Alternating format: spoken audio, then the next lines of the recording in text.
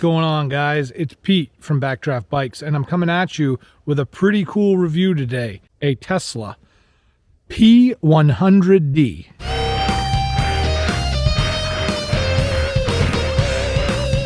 This is Tesla's flagship four-door performance car. I got to borrow it while my regular Tesla Y is in the shop getting serviced, and I wanted to spend some time and tell you about how cool this car is. This is a P100D, and it is actually equipped with the Ludicrous Plus mode, which is their fastest mode out there. 0 to 60 time is just over 2 seconds, and I'm telling you right now, it is ridiculously fast. All-wheel drive, hooks up traction immediately, and with the electric motors that situation that you would expect, the torque is phenomenal. I really like this color too. It's like a graphite. Got huge, ginormous sneakers on it. These are 21-inch 245 35s. The Teslas themselves are pretty crazy with the technology that they have, and this car is absolutely no exception to it. So would you like to take it for a ride? Check it out. All right, as soon as you walk up, the door handles extend, and it's not actually a physical door handle, it's just a switch that's operating the solenoid, and then you get in. Of course, this is what we got. The inside of the car is rather futuristic looking. The door handles and everything is kind of curved and flowing. Lots of carbon fiber inside, lots of carbon fiber with this rich vegan leather, as they call it. Now, I will tell you one thing, being 6'4", getting into this car, the pillar is rather low, okay? So I noticed that right away. And then, of course, the step-in is a little high. You can see there's quite a bit of rise to this when you get in the car. Of course, it's dirty because I live on a dirt road. But that's okay. We also have this beautiful carbon fiber accents everywhere. And one thing that's different about this Tesla Model S is that there's physical sticks to adjust the steering wheel, the self-driving modes. The windshield wipers actually have a button, which is cool. And then, of course, on the other side, you have your shifter. On my Model Y, everything is kind of built into the controls, so I kind of miss having those physical stalks, but, you know, that's the way it is.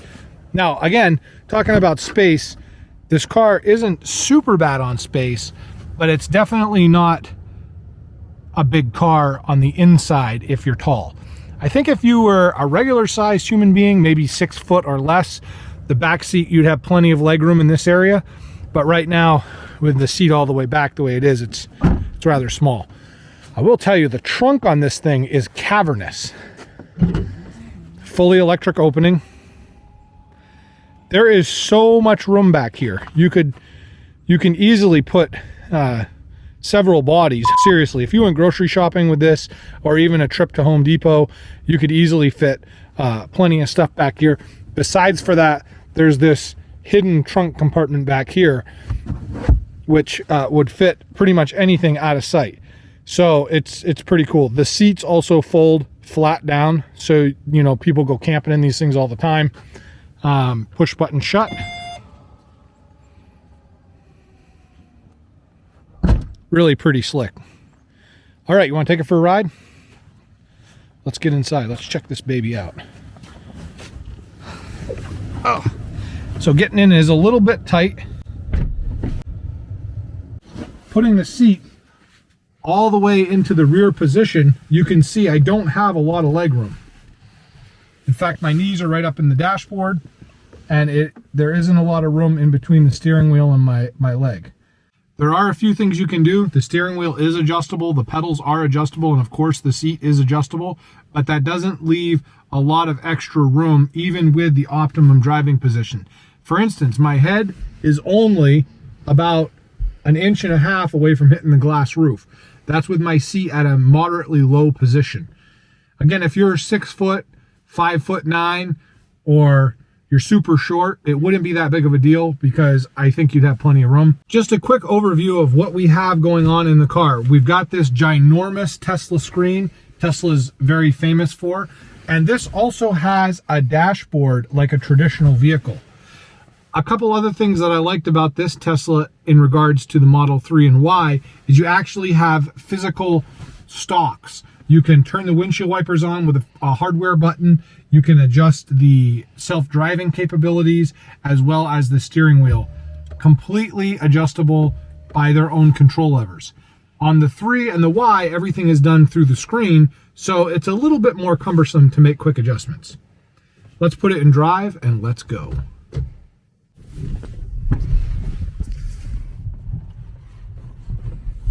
So we're on a dirt road right now, right around the corner.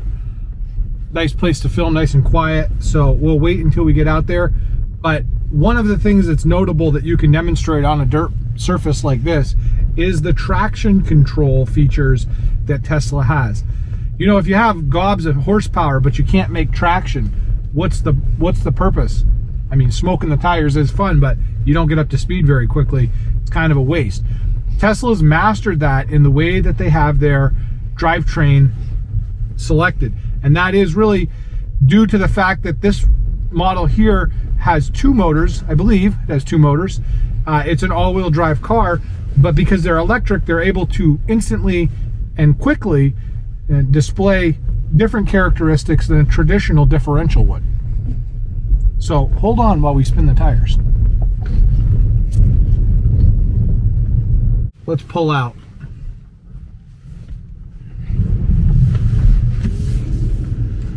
Now that was a moderately 3/4 throttle takeoff. Half the tires on dirt, half the tires on pavement. And again, Tesla masters the traction control. I did not feel any funky ABS movements. I did not hear any noises. Literally just had traction on all 4 tires and off we go. Now, I think the 0 to 60 time in this thing is crazy good. However, rolling and hitting the throttle is where it's really at. Check this out. Amazing.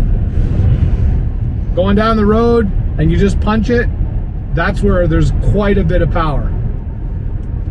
It really is something else. Pretty awesome. Now the brakes on this car, like I said, are really something else, and that coupled with the regeneration that you get when driving an electric car really says something about being able to stop a big heavy vehicle in a hurry. Let me demonstrate the handling on this. We have some moderate curves coming up here. We're going to go into them full throttle.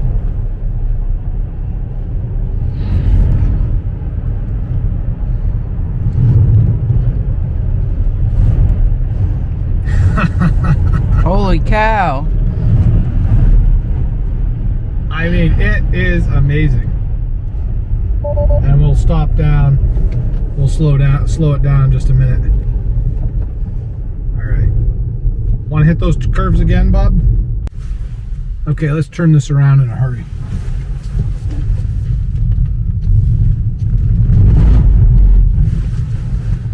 Zero tire squeal.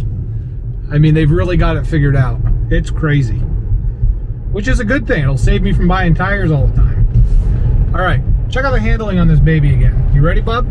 Oh yeah, here's your bub.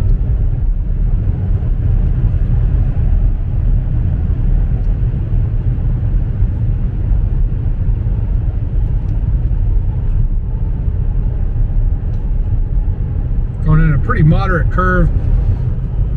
Throws your off center gravity off. Here we go.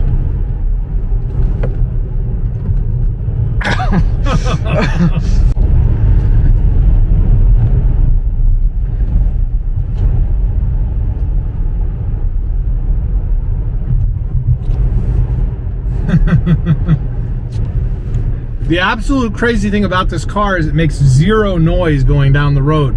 Tesla's really worked on the wind noise.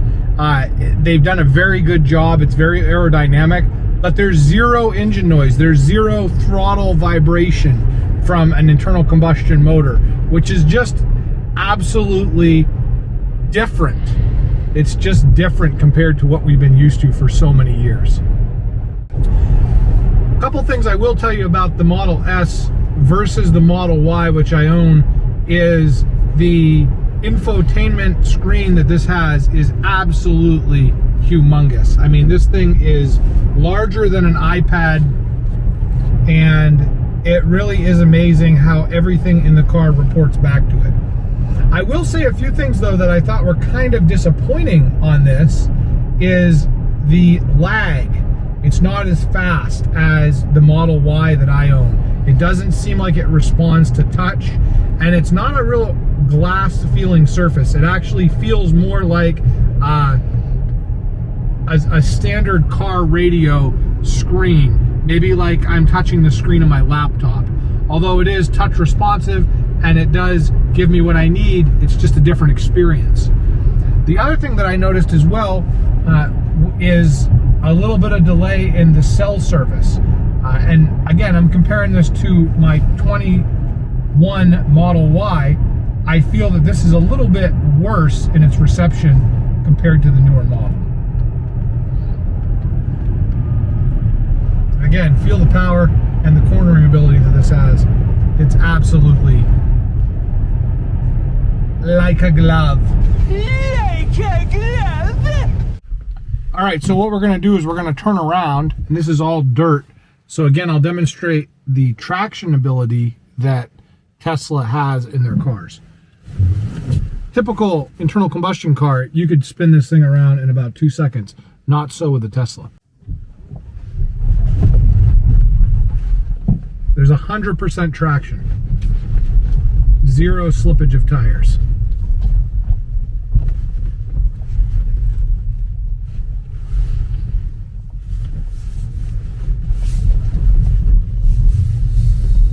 Are you ready, Junior? Oh yeah. Hold on. Whoa! Oh my word.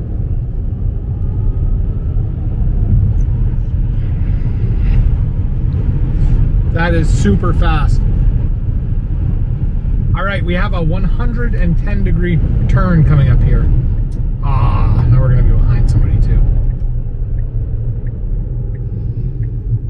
All right, so here's a 110-degree turn. Just again to give you some idea about the cornering ability.